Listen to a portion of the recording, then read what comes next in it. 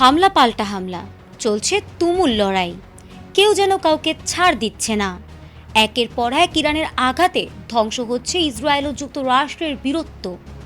Trump ও Netanyahu ইরানের এই হামলায় যেন কোনো কুল কিনারাই পাচ্ছে না। ভয়ে পিছু হটতে চাইলেও প্রকাশ করতে পারছে না ট্রাম্প।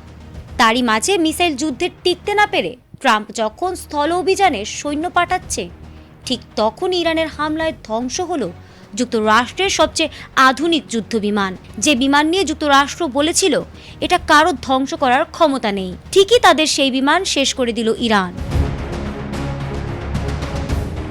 তবে মার্কিন কমান্ডোরা ইরানের অভ্যন্তরে প্রবেশ করার পরপরই ইরানি রেভলিউশনারি গার্ড IRGCর তীব্র বাধার মুখে পড়ে। শুরু হয় দুপক্ষের মধ্যে রক্তক্ষয়ী লড়াই। আকাশপথে মার্কিন যুদ্ধবিমান ও হেলিকপ্টার গানশিপ থেকে মুহুর্মুহু হামলা চালানো হলেও মাটি থেকে ইরানি বিমান প্রতিরক্ষা ব্যবস্থা এবং স্থলবাহিনী শক্ত প্রতিরোধ গড়ে তুলেছে।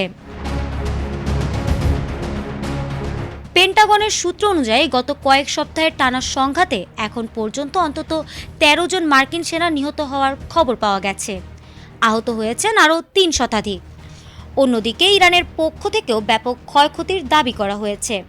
পরিস্থিতি সামাল দিতে এবং হতাহতদের সরিয়ে নিতে ওয়াশিংটন ৪৮ ঘন্টার একটি সাময়িক যুদ্ধবিরতির প্রস্তাব দিলেও তেহরান তা সরাসরি প্রত্যাখ্যান করেছে।